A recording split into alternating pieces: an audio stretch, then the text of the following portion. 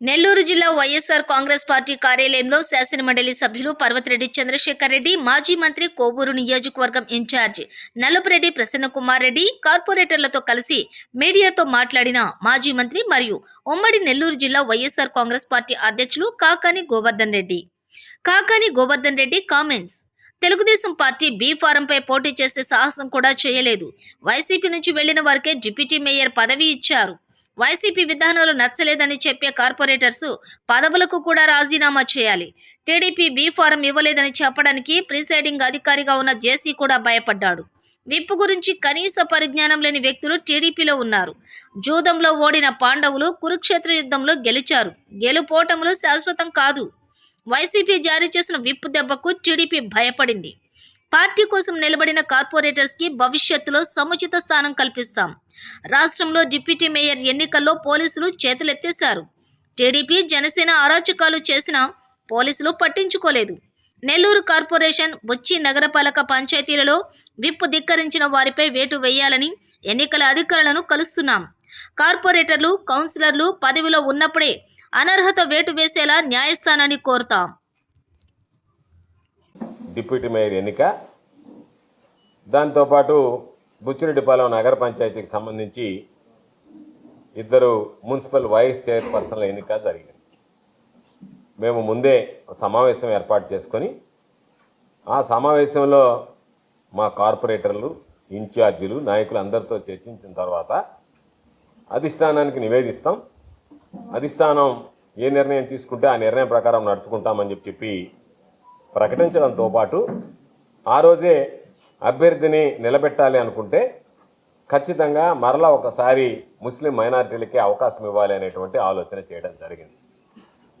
YSR Congress party ఏదైతే ముస్లిం మైనారిటీలకు అవకాశం ఇవ్వాలనేటువంటి నిర్ణయం తీసుకున్నామో దానితో విధిలేని పరిస్థితుల్లో గత్యంతరం లేక ఈరోజు తెలుగుదేశం పార్టీకి సంబంధించినటువంటి నాయకులు ముస్లిం మైనారిటీ అభ్యర్థికే ఈరోజు ఖరారు చేయడం జరిగింది. ముస్లిం మైనారిటీ అభ్యర్థులకు కేటాయించాలన్నటువంటి ఆలోచన గతంలో జగన్మోహన్ రెడ్డి గారు చేశారు. మరలా ఈరోజు కూడా వైఎస్ఆర్ కాంగ్రెస్ పార్టీ అదే ఆలోచనని నెల్లూరు జిల్లాకు సంబంధించి డిప్యూటీ మేయర్ విషయంలో కొనసాగించడం జరిగింది.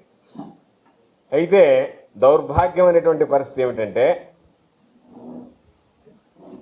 కనీసం మేము తెలుగుదేశం పార్టీ అభ్యర్థిని పెట్టుకున్నాము, తెలుగుదేశం పార్టీ అభ్యర్థిని గెలిపించుకున్నాము అని చెప్పుకోలేనటువంటి దీనస్థితి, దౌర్భాగ్యం ఈరోజు తెలుగుదేశం పార్టీకి సంబంధించినటువంటి వ్యక్తులకి దాపురించింది.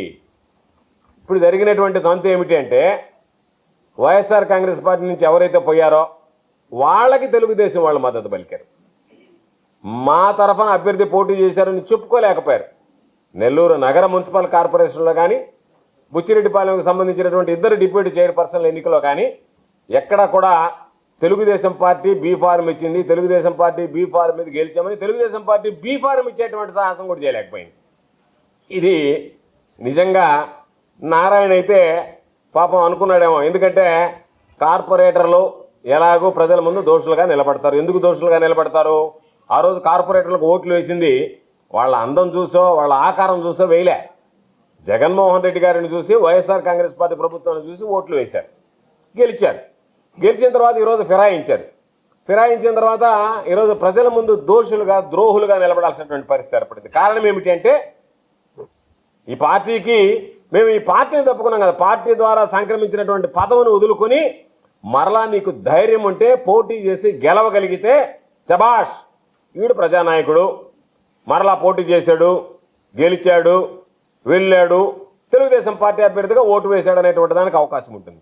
అలా కాకుండా YSR Congress party B form మీద జగన్మోహన్ రెడ్డి గారి ఫోటో పెట్టుకుని గెలిచినటువంటి ప్రబుద్ధులు ఈరోజు ఫిరాయించి మేము వైస్ చైర్పర్సన్ ఎన్నికల్లో, డిప్యూటీ మేయర్ ఎన్నికల్లో మేము తెలుగుదేశం పార్టీకి వంతకాకే. అది వీళ్ళ మీద ఉండేటువంటి వ్యతిరేకతని ఈ 2 రోజుల్లో పాపం నారాయణ గమనించాడు. కాబట్టి నాయన ఇదేదో వ్యవహారం ప్రమాద స్థాయిలో ఉన్నట్టుందని నారాయణ పాపం టిఫిన్ చేసిన దాకున్నాడు. తర్వాత పలాయనం చెత్తగించాడు. టిఫిన్ మీటింగ్, ఆఖరి మీటింగ్, బ్రేక్ఫాస్ట్ మీటింగ్. ఆ తర్వాత ఇంకా నారాయణ కనపడలేదు. Narayana disappeared from Nellore scene. Narayana Nellore సీన్లో ఎప్పుడో మున్సిపల్ కార్పొరేషన్లో రివ్యూ పెడితే వస్తాడు. ఈ లోపల అక్కడ రాజధానిలో వాటిలో ఉంటాడు బిజీగా.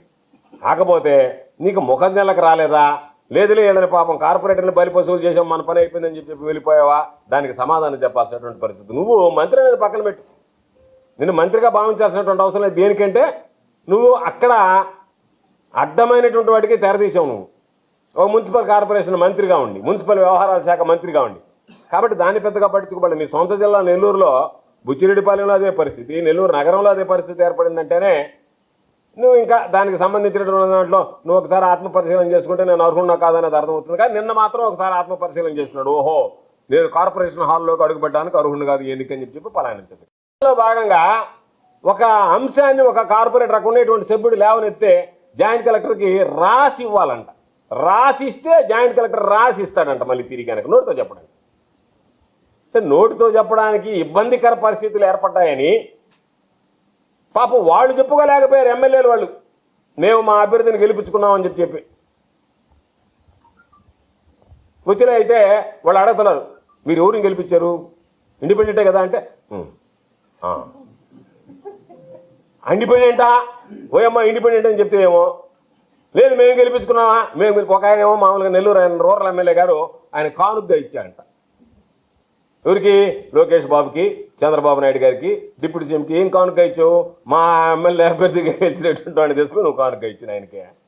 మాకు సంబంధించి కార్పొరేటర్ అభ్యర్థిగా గెలిచిన డిప్యూటీ మేయర్ చేసి కానుక ఇస్తారా? ఒరే ఏదన్నా మాట్లాడాలన్నా చేయాలన్నా కూడా ఏ విధంగా ఉండాలి ఎవరు చెప్పారు. ఇప్పుడు విప్పు చెల్లదని చెప్పాడు ఎవడో ఒక కాన్స్టిట్యూషనల్ ఎక్స్పర్ట్ ఒక ఆయన రాజ్యాంగ నిపుణులు తీసుకొచ్చారంట రాత్రి.